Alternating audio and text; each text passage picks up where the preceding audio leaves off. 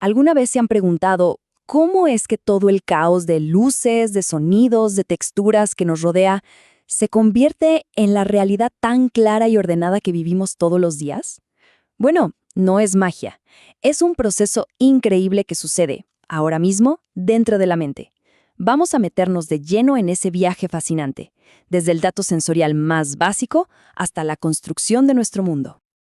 Para empezar, hay que tener algo muy claro, una diferencia fundamental que lo cambia todo. Y es que no es lo mismo sentir que percibir. Suenan parecidos, sí, pero son dos procesos completamente distintos. Entender esto es la clave para descifrar cómo es que construimos la realidad.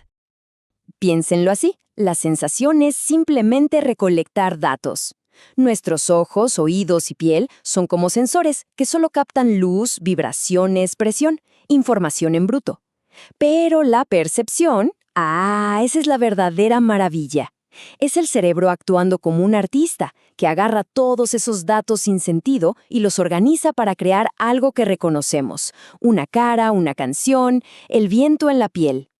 Y bueno, ¿cómo se mide lo que sentimos? La ley de Weber lo explica con algo que a todos nos ha pasado. Es prácticamente imposible darse cuenta si se apaga una sola luz en un estadio completamente iluminado. Pero en una habitación a oscuras, esa misma lucecita se vuelve el centro de todo. Nuestra habilidad para notar un cambio no es absoluta, ¿ven? Siempre depende de con qué la estemos comparando. Ok, ya que entendemos esa diferencia clave, vamos a ver el hardware biológico con el que juntamos toda esa información. Y para eso, no hay mejor lugar para empezar que con nuestro sentido más dominante de todos, la vista. El ojo es como una cámara, pero increíblemente más sofisticada.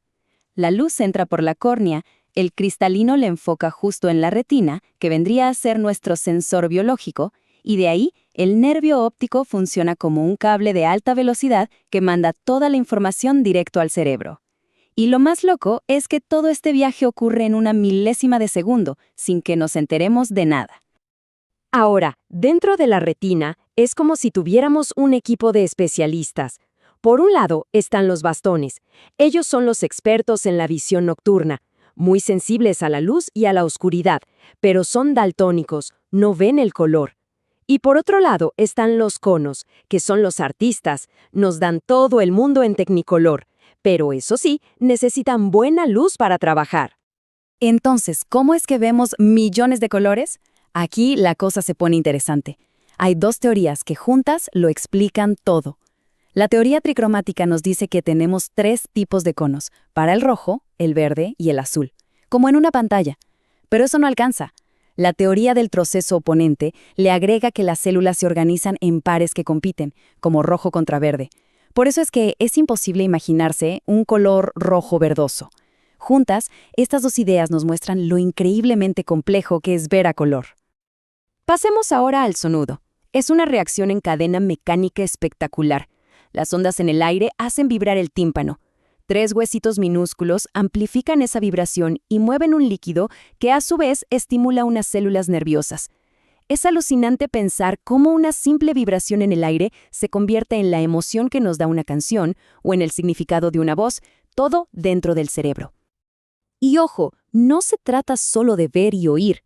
A cada segundo, el cerebro está siendo bombardeado por un torrente de datos, olores, sabores, texturas, la posición de nuestro cuerpo en el espacio. Es una sinfonía caótica de información llegando de todas partes. Y el cerebro tiene que encontrarle el sentido a todo y al mismo tiempo. Y aquí, justo aquí, es donde la historia se pone realmente increíble. Ya tenemos los datos. Ahora vamos a ver la parte verdaderamente asombrosa. Cómo el cerebro agarra todo ese caos sensorial y, activamente, construye un mundo coherente y estable para nosotros. Esta idea es el punto central de todo. Nuestra experiencia del mundo no es una grabación pasiva, es una construcción. El cerebro no es un espectador que solo mira, es un editor activo que interpreta, organiza y a veces hasta rellena los huecos para crear una historia coherente que llamamos realidad. Una de las primerísimas cosas que hace el cerebro para poner orden es decidir qué es lo importante y qué es el relleno, es decir, qué es la figura y qué es el fondo. Ahora mismo, el cerebro está decidiendo que mi voz es la figura principal, separándola de cualquier otro ruido. Es algo tan básico y automático que ni siquiera nos damos cuenta de qué está pasando. El cerebro, además, usa un montón de atajos para que nuestro mundo no sea un caos y se mantenga estable. Un ejemplo genial es la constancia de forma. Pensemos en una puerta. A medida que se abre, la forma que proyecta en nuestra retina va cambiando, de un rectángulo a un trapecio, y luego a una línea delgada. Pero, ¿acaso percibimos que la puerta se deforma? Para nada. Nuestro cerebro sabe que sigue siendo una puerta rectangular. Eso es la constancia perceptual trabajando. ¿Y cómo es que vemos el mundo en 3 dimensiones?